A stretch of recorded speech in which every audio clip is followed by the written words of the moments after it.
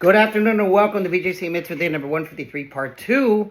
Using the Sefer Hachinuch, a mitzvah day keeps your soul on its way. The obligation to check domestic and wild animals for kosher signs, dedicated for a refuah shalema of Shalom Yerachmo ben Miriam. He should have a speedy refuah shalema.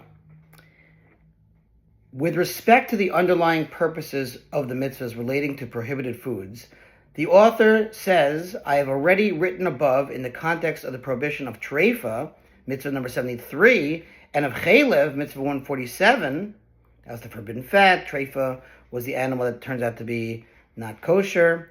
That which we understand in this matter, that reason suffices on a simple level for all such prohibitions relating to forbidden foods.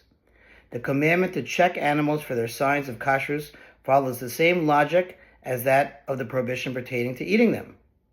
For with respect to any matter regarding which a prohibition has been transmitted to us, it is appropriate and in fact obligatory upon us to examine it thoroughly to ascertain that we are not transgressing a prohibition. Thus, we must check all animals that we intend to eat in order to be certain that they are of the kosher species and not of the prohibited ones.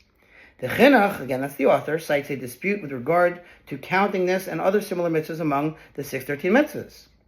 Now, I have not withheld my pen from writing the words of the Rambam, Maimonides of blessed memory here, who considers this above quoted verse as a mitzvah obligation, a positive mitzvah. This is because I set forth my intention at the beginning of my words in this book to record the mitzvahs based on the order that the Rambam counted them, Maimonides. I have not veered from Rambam's count of mitzvahs, notwithstanding the fact that with regard to this particular issue, my heart is more taken by the logic of the Ramban, Nachmanides of blessed memory, who writes in his Sefer, in his book, that it is not appropriate that we count as a mitzvah the checking for signs of kashrus in animals.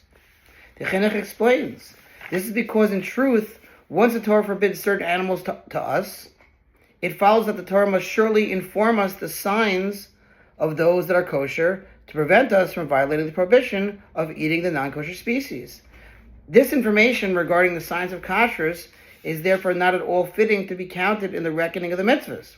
The Chinuch notes that the same dispute pertains to several other mitzvahs. The same rule and logic applies with regard to checking fowl, fish, and grasshoppers for signs of kashrus, which the Rambam of blessed memory considers 3 separate mitzvahs, while the Ramban of blessed memory does not count them at all.